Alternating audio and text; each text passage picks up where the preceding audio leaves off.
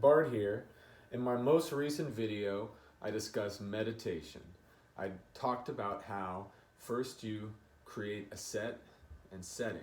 And so my setting right here is obviously at home. I have my yoga mat. I talked about how you could have a block to sit on. You could lay down, you can use pillows. In Iyengar yoga, to get comfortable, and oftentimes during Shavasana, practitioners use bolsters, straps, blocks, blankets. One of my favorite experiences while teaching for Sacramento State University, one of the teachers came up with this idea, and it wasn't her only idea, but she started using it in her classes called the frog cave, where students were in frog, which is a very stressful position, but they had pillows and blocks and blankets and multiple mats, and so like they created a kind of a suffering paradise, like because frog, if anybody knows it, it's not that much fun, but it's a hard pose. It opens the hips. It has deep value. It does work, especially if you practice it efficiently, and they're arresting. It became a place where people really loved it. So I also mentioned how overcoming suffering as a meditation is a way that a lot of people do meditate, pushing yourself harder out on the trail, on the bike, on the Peloton, with the weight set. It's very meditative sometimes to lift heavy weights because you have to really be present because you could really injure yourself. So I didn't talk about all the different types of meditation in the last video, so this is a follow-up. So lifting heavy weights, that could be a very meditative thing. Things like mixed martial arts, you have to be fully present. And so defining meditation as sitting still is very wrong. Now we're all stuck at home, so I am focusing my attention on still meditation, but I do want you to understand that when you take that hike and you're in nature, you're doing something meditative, something that's going to bring you wellness. Meditation, the whole point of it is to either focus your energy or to focus on becoming well. Like, there's no other reason to meditate. Either focus your energy on a mission or objective, or for you to purify your thoughts and be a more present individual, or to be a more considerate, or to be a more empathetic person. So the purposes of meditation can be self-centered. That's fine. Or it could be introspective. It could be that you're meditating on an idea. It could be creative. Sometimes meditation is just deep thoughts. It could be daydreams. If you're really present in an idea of something creative, something beneficial, something productive, well, that's a great mindset to have. That's a good mental space to be in. In the last video, we talked about mental space, defining mental space, where your mind is, where your thoughts are, and how you can use those to your advantage instead of disadvantage. It's very easy to focus on all the negative aspects of the lockdown. It's very easy. It's very easy to get stressed out, to get cabin fever, to blame the other, to get snarky with your spouse, or lose your temper with your children. It's very easy to do this. We're not around other people, so we're not constantly using mirror neurons. We used to have to use our nervous system to adapt to other people's nervous systems. We pick up biofeedback from people that aren't our family differently. And so it makes us more well-rounded in our reaction to things.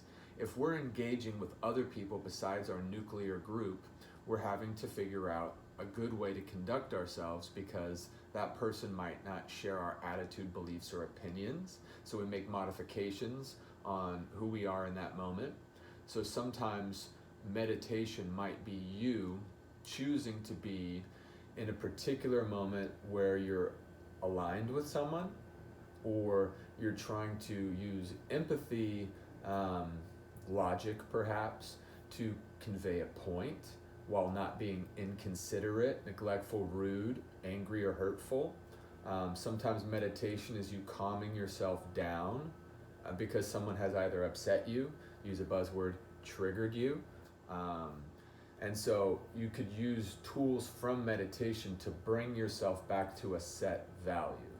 Now, right now, tensions are very high, and so it's easy for you to get set off. Maybe not you, but you understand how some people might have a quicker fuse, a shorter temper. That's to be expected. There's a lot of anxiety out there. You can cut it with a butter knife. It's all around you. So this two-part series of videos is really to kind of just address the topic of, well, what if we meditated more? What if we all had a practice of meditation? Might we be more empathetic? Might we have more constructive conversations? It's possible that we won't. It's possible that we will. But wouldn't we be in a better position if we had more calculated thoughts, if we thought deeper about thinking, if we didn't just look at the headline, if we dove into the deep end of the pool and we really dove into all the information that we could gather and organize it, instead of it being chaos because we thought about it, we meditated on it. Meditation sometimes is research. Meditation sometimes is you going down the rabbit hole, and sometimes just not being afraid of what you find down there.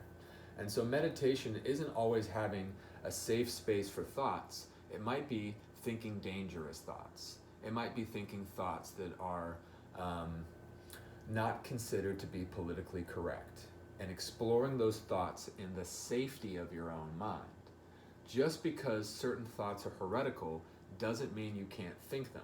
And just because you feel a particular way about hearing some things or certain opinions doesn't make you right and that opinion wrong. To be a successful thinker, empathizer, meditator, you have to figure out a way for you to put yourself in someone else's shoes, think the thoughts that they would think, try and be inside their own mind before you try and take what's in your mind and put it in theirs. Because it's not going to work. People aren't going to care until they know how much you care. Let me say that again. People are not going to care until they know how much you care. People right now feel disenfranchised. They feel a million different emotions. And so emotions are heavy, anxiety's heavy, fingers are being pointed. How do we fix this? It's going to take deep thought. It's going to take consideration. It's going to take mindfulness. It's going to take meditation. So once you practice meditation, just getting comfortable not thinking anything, then I'd say it's a good time for you to investigate thoughts. Do thought exercises, thought explorations as a meditation. That way your time meditating is productive, because you can think about the beach and it could be restful, but you only have so much time in the day, and right now your participation is required. It's required for you to have good thoughts, good ideas, good emotions, good reactions, and to have those things, you do have to think. You have to think about thinking. You have to think about other people's thoughts. You got to think about the quality of your own thoughts, and you have to beef up that quality. We're all depending on people to be rational, sane, well-grounded, and empathetic. And so I think that meditation is a gateway into a greater sense of empathy, but it's also a channel into stronger, more vibrant ways of thinking. And so now that you know that meditation can be thought-free, it can also be thoughtful. And so that's all I have to say about meditation. I'll be back to talk more about it, but I felt really inspired to make these videos because today I had a very, very good meditation session. It's very restful. I started very sore. Oh my gosh, I was very sore. I was too sore to make a video about exercise. And that's why I wanted to do a video about meditation where I could be still. And also, talking about these issues, sharing content with you, that's a meditation. So your creative efforts are meditation. What you do and what you share, those can be meditative efforts. And so start to bring meditation into your life, whether it's painting, hiking, running, just do it. But use that time to improve your state of mind, your presence, your ability to be present, the quality of your thoughts. And I'll be back to talk more about this later. All right. I hope you're all doing really well. Have a wonderful day.